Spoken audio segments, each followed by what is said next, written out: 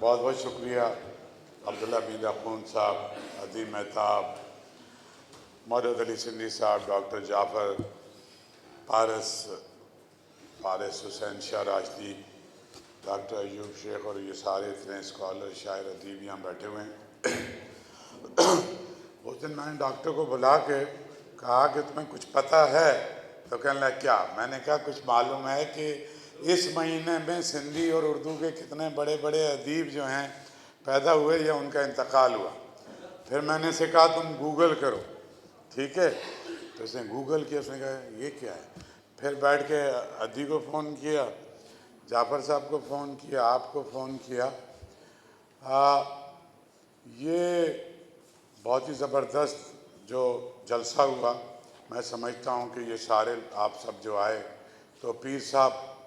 کم از کم اتنا ٹریبیوٹ تو پیر حسام الدین راشدی کا ہونا چاہیے تھا، اور بہت چنیدہ لوگ آئے۔ تو شکوے شکایتیں اپنی جگہ ہیں، لیکن ہم جب ابھی کمرے میں بیٹھے ہوئے تھے تو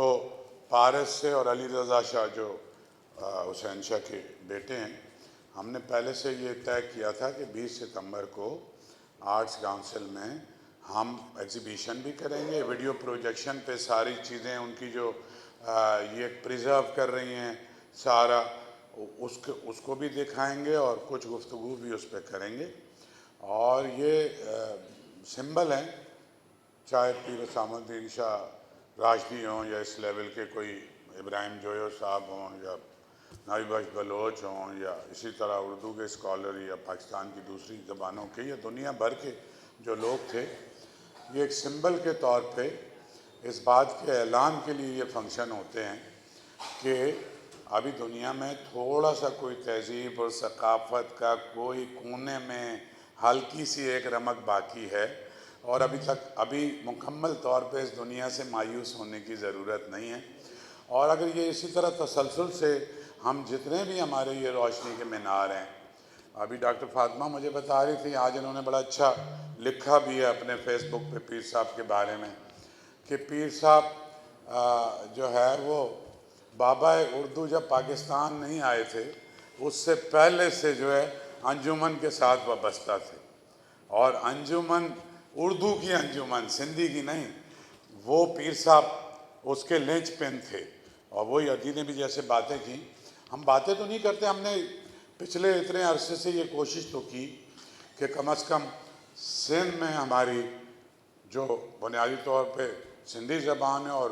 کچھ اردو زبان کے بھی خاصے لوگ ہیں یہاں، اور اردو پنجابی بھی بولتے ہیں، بلوچی بھی بولتے ہیں، پشتو بھی بولتے ہیں، اور سبھی سمجھتے ہیں کہ زیادہ تر ایسی چیزیں کی جائیں کہ یہ آپس میں بیٹھیں اور ڈائلاگ کے ذریعے، اگر کانفلکٹ ریزالو بھی ہے، کچھ باتیں بھی ہیں آپس میں، ہم نے اردو کانفرنس سے یہ ڈائلاگ شروع کرا دیا تھا کوشش کر کے، بجائے نعرے بازی کے یا کسی سے شکوہ شکایت کرنے کے کہ فلاں فلاں نہیں کرتا۔ مدد صاحب بہت ووکل تھے پچھلی بار جو پروگرام ہو رہا تھا مرزا کلیج بیگ کا، تو اس میں بھی انہوں نے کافی سلوات پڑھی تھی کہ جو ادارے بنے ہوئے ہیں، تو کم از کم یہ جو ایک ادارہ ہے آرٹس کونسل، یہ چاہے حمید صاحب کو کچھ کرنا ہوتا ہے مجھے فون کرتے ہیں کہ میں فلاں کتاب کو لانچ کر، یہ آپ سمجھ سکتے ہیں کہ یہ ایک اس طرح کا ادارہ ہے کہ جس میں آپ، یعنی یہ ایک مشترکہ ادارہ ہے۔ وہ ہمارا دوست پیچھے بیٹھا ہوا ہے ناظر محمود، تو یہ سمجھ سکتا ہے کہ یہ دولت مشترکہ ہے پرولتاریہ کی، کہ وہ جو کچھ اپنا یہاں کرنا چاہتے ہیں تو وہ کر سکتے ہیں۔ ابھی مظہر جمیل صاحب کا ہم نے کیا تو تعزیتی جلسہ تھا،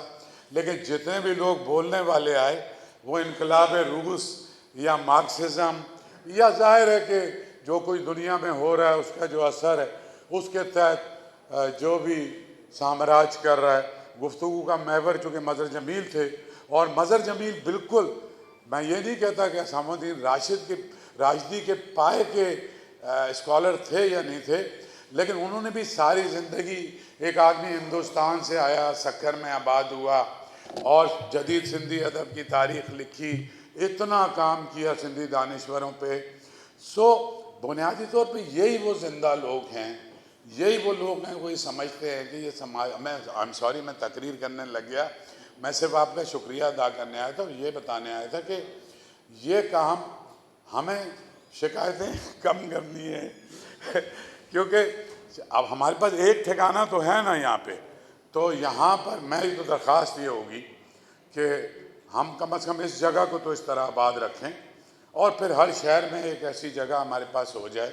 کہ جہاں اس طرح کے لوگ ہم بیٹھیں اور بات کریں. اور 20 ستمبر کو علی رضا تم نے بھی واپس آنا ہے اور کام سارا پارس نے کرنا ہے, اور ہم نے بیٹھ کے اس کو کریں گے.